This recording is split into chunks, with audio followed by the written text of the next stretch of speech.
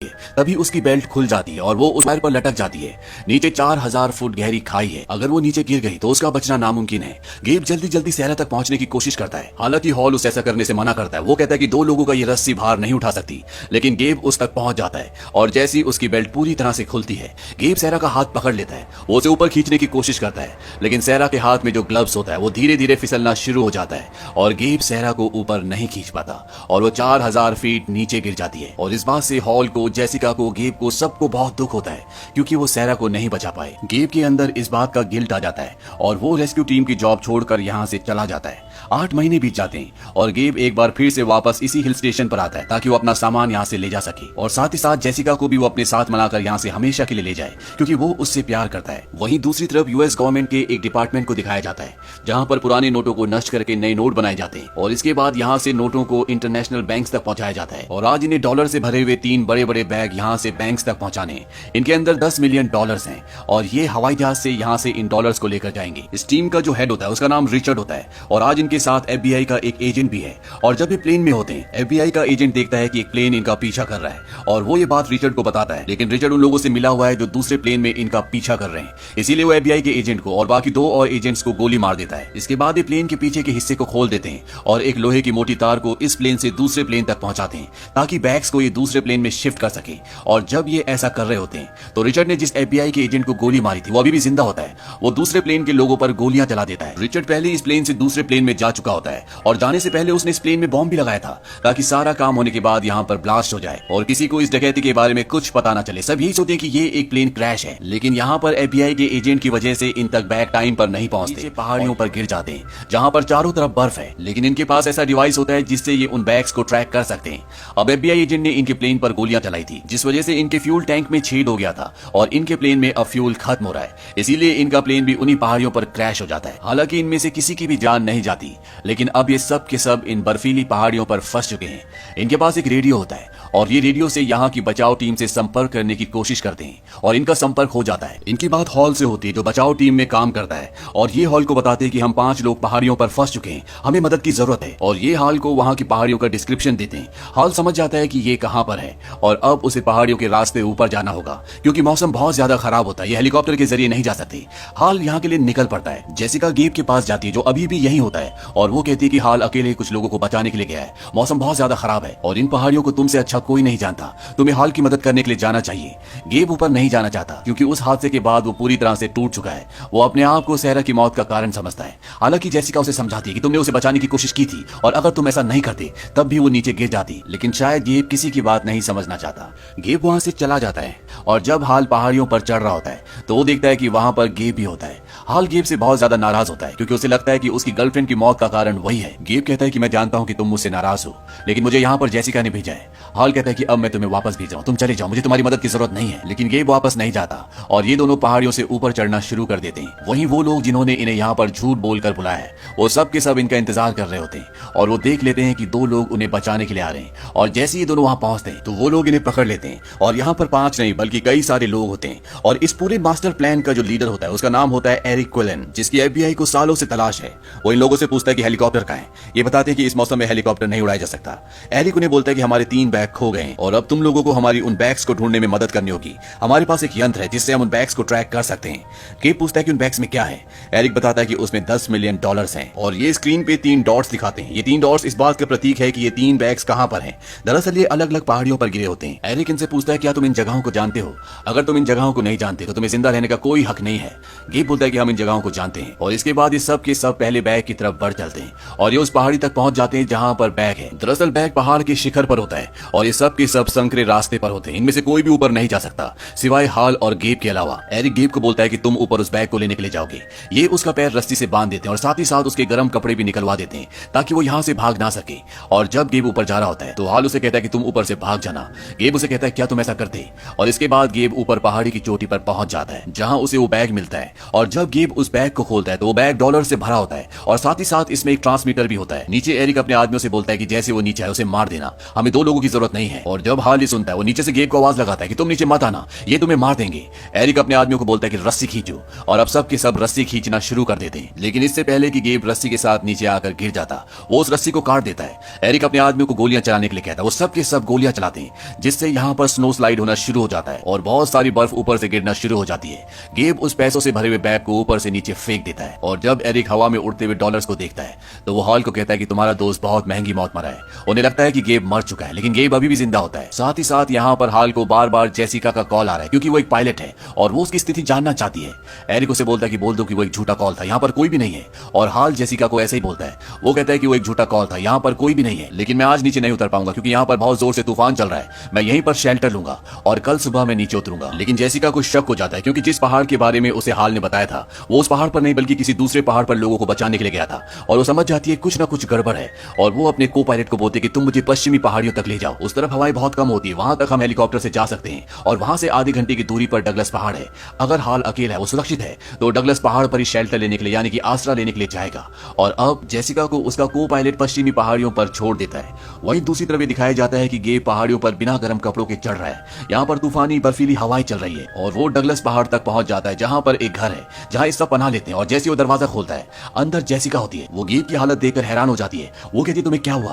गेब उसे पूरी सिचुएशन बताता है। वो कहता है कि यहाँ पर प्लेन क्रैश हुआ था और उन लोगों के 3 बैग्स खो गए जिनमें पैसे हैं और उन्हें किसी भी हालत में वो बैग्स चाहिए और एक बार उन्हें वो बैग्स मिल गए तो हॉल को मार देंगे, हमें उनसे पहले दूसरे बैग तक पहुंचना होगा। और वो जेसिका को कहता है कि सारी जरूरत की चीजें ले लो और ये दोनों की दोनों उस दूसरे बैग की तरफ निकल पड़ते हैं। वहीं दूसरी तरफ हाल, एरिक, रिचर्ड और उनके जितने भी लोग होते हैं वो दूसरे बैग के आसपास होते हैं। रिचर्ड के मीटर में आता है कि बैग आसपास ही कहीं है और जब वो उस बैग के पास पहुंचते बैग को खोलते हैं तो उस बैग के अंदर सिर्फ $1 ही का नोट होता है और उस पर लिखा होता है वांट टू ट्रेड यानी कि तुम सौदा करना चाहते हो। एरिक समझ जाता है कि अभी भी गेब जिंदा है और उसी के पास इस बैग के सारे पैसे हैं, वो आसपास ही कहीं होगा, जाओ और उसे खत्म कर दो। उसके आदमी उसे मारने के लिए जाते हैं लेकिन यहाँ पर गेब हर एक पहाड़ी से, हर एक चट्टान से वाकिफ है, इसीलिए जो लोग उन्हें मारने के लिए आए थे गेब उनको मार देता है और जेसिका के साथ यहाँ से एक चट्टान पर पनाह लेता है। वहां पर ये डॉलर से आग जलाते हैं क्योंकि इनके पास आग जलाने का इसके अलावा और कोई जरिया नहीं है। गेब कहता है कि इससे महंगी आग मैंने अपनी जिंदगी में कभी नहीं देखी। वहीं अगली सुबह हाल, एरिक और उसके सभी लोग तीसरे बैग की तरफ निकलते हैं। हाल जानबूझकर इन्हें लंबे रास्ते से ले जा रहा होता है क्योंकि वो जानता है कि अगर इन्हें बैग मिल गया तो ये उसे मार देंगे और वो ये भी चाहता है कि गेब इनसे पहले उस बैग तक पहुंच जाए क्योंकि उसे इस पहाड़ी की लोकेशन का पता होता है। वहीं दूसरी तरफ जेसिका और गेब भी तीसरे बैग की तरफ बढ़ रहे होते हैं लेकिन ये शॉर्टकट रास्ते से आते हैं जो पहाड़ियों के बीच से सुरंगों से होता हुआ ऊपर आता है। एरिक को पता चल जाता है कि गेब और जेसिका इस रास्ते से ऊपर आ रहे हैं, इसीलिए ये उस रास्ते पर जहां से वो दोनों बाहर निकलेंगे एरिक अपने आदमियों से बॉम्ब लगवा देता है और यहाँ से निकल जाता है। दरअसल ये टाइम बॉम्ब है और कुछ ही मिनटों में ये फटने वाला है। गेब और जेसिका को इस बारे में कुछ भी नहीं पता होता और वो ठीक टाइम बॉम्ब के नीचे होते हैं। वहीं एरिक अब बॉम्ब फटने का इंतजार कर रहा है लेकिन उसके साथ जो हाल होता है वो एरिक से अपना रेडियो छीनकर गेब को और जेसिका को इन्फॉर्म कर देता है कि यहाँ पर बॉम्ब फटने वाला है और वो दोनों जल्दी से सुरंग से निकलने की कोशिश करते हैं। लेकिन इन पहाड़ी दर्रों से निकलना इतना आसान नहीं है। वो ऊपर चट्टान पर एक रस्सी बांधते हैं और उससे नीचे लटक जाते हैं लेकिन बॉम्ब जब ऊपर फटेगा तो बड़े बड़े पत्थर ऊपर से नीचे गिरेंगे।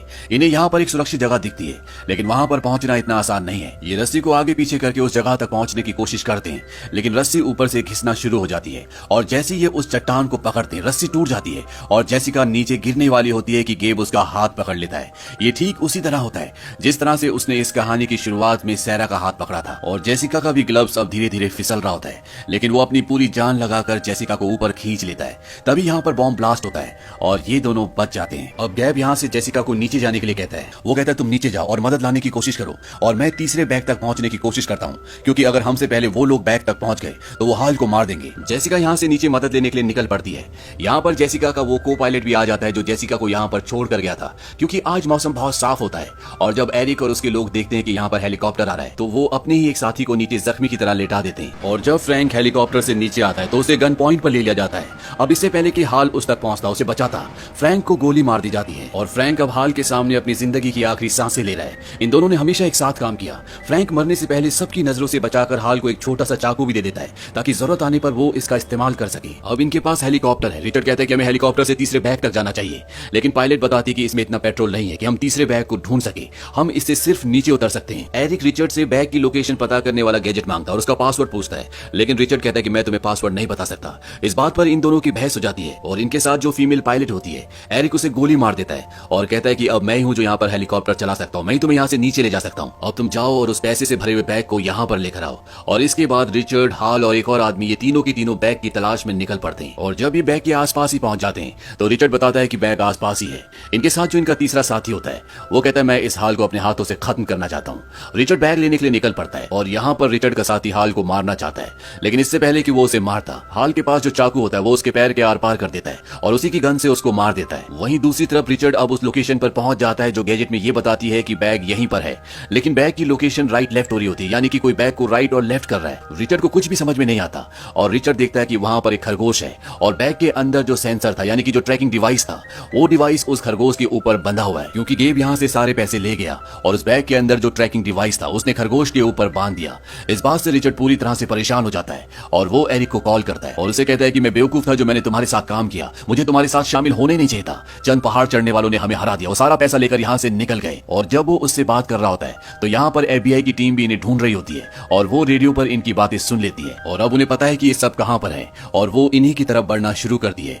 वहीं दूसरी तरफ दिखाया जाता है कि रिचर्ड अब गेब का पीछा कर रहा है, वो उस पर कई गोलियां चलाता है जिसकी वजह से गेब बर्फ के नीचे जो पानी होता है वहां पर फंस जाता है। रिचर्ड उसके ऊपर होता है, वो कहता है कि मेरी जीत हुई और तुम्हारी हार, और इससे पहले कि वो उसे गोली मारता, पानी के अंदर से गेब उसे गोली मारकर खत्म कर देता है और इस तरह से रिचर्ड का अंत हो जाता है। और जब वो पानी से बाहर निकलता है तो वहां पर हाल भी होता है और ये दोनों मिल जाते हैं। वहीं एरिक को ये पता लगने के बाद कि गेब सारा पैसा ले गया, वो हेलीकॉप्टर से इन्हें ढूंढना शुरू करता है और तभी वो देखता है कि एक लड़की उसे हाथ हिला रही है। ये जेसिका होती है। दरअसल ये जेसिका की टीम का हेलीकॉप्टर है और उसे नहीं पता होता कि उसके को पायलट फ्रैंक को मार दिया गया है। उसे लगता है कि इसमें फ्रैंक है, लेकिन इसमें एरिक होता है और एरिक उसे दूर से गन दिखाता है। जेसिका अपने हाथ ऊपर कर लेती है। अब जेसिका एरिक के कब्जे में है और वो रेडियो पर गेब को कॉल करता है और उसे कहता है कि तुम्हारी एक साथी मेरे कब्जे में और अगर तुम्हें उसकी जान प्यारी है तो सबसे ऊंची पहाड़ की चोटी पर तुम पैसे लेकर आ जाओ। और जब गेब जेसिका की आवाज सुनता है तो वो उसकी बात मान जाता है और वो पहाड़ की सबसे ऊंची चोटी पर पैसे लेकर पहुंच जाता है। एरिक वहां पर हेलीकॉप्टर लेकर आता है। गेब कहता है कि अगर तुम्हें पैसा चाहिए तो सबसे पहले तुम्हें जेसिका को नीचे उतारना होगा और वो जेसिका को नीचे उतार देता है और इसके बाद वो कहता है कि आओ अपना पैसा ले जाओ। और जैसे वो हेलीकॉप्टर उसके पास लेकर आता है तो वो पैसे से भरे हुए बैग को हेलीकॉप्टर की पंखड़ियों पर मारता है, जिससे सारा पैसा हवा में उड़ जाता है। और साथ ही साथ लोहे की जिस वायर से जेसिका को एरिक ने नीचे उतारा होता है उस पर एक हुक होता है और गेब उस हुक को वहीं पर लोहे की ग्रिल पर अटका देता है। इस ग्रिल से नीचे तक लंबी सीढ़ियां होती है जो पहाड़ पर ऊपर और नीचे आने के लिए लगाई गई होती हैं। और अब हेलीकॉप्टर आगे नहीं बढ़ पाता जिसकी वजह से वो क्रैश हो जाता है। लेकिन यहाँ पर गेब और एरिक दोनों के दोनों हेलीकॉप्टर के ऊपर फंस जाते हैं। इन दोनों के बीच में हाथापाई होती है और नीचे 4000 फीट गहरी खाई है और धीरे धीरे लोहे की वो सीढ़ियां जिस पर ये हेलीकॉप्टर अटका हुआ है वो नीचे खिसक रही होती है। लेकिन इससे पहले कि वो चट्टान से पूरी तरह से अलग होती, गेब वहां पर चट्टान को पकड़ लेता है और हेलीकॉप्टर चंदी पलों में नीचे खाई में 4000 फीट नीचे गिर जाता है और इस तरह से एरिक का खात्मा हो जाता है। गेब अब ऊपर आ जाता है जहां पर जेसिका है जिससे वो प्यार करता है और साथ ही साथ हाल जो उसका पहले बहुत अच्छा दोस्त हुआ करता था, लेकिन सैरा की मौत के बाद वो उससे नाराज था। लेकिन अब इन दोस्तों की नाराजगी पूरी तरह से दूर हो गई है और एक बार फिर से ये दोस्त बन चुके हैं। तभी यहाँ पर FBI का हेलीकॉप्टर भी आ जाता है और वो इनसे इनकी पहचान पूछते हैं। ये कहते हैं कि हम यहाँ पर रेस्क्यू टीम में काम करते हैं। वो कहते हैं तुम अपने यहाँ पे ध्यान रखो, हम जल्दी तुम्हारे लिए मदद भेजेंगे। और इसी के साथ ये कहानी, ये फिल्म यहीं पर खत्म हो जाती है। ये फिल्म सन 1993 में रिलीज हुई थी। IMDb पर इसकी रेटिंग है 6.4। इस फिल्म का बजट था $70 मिलियन और बॉक्स ऑफिस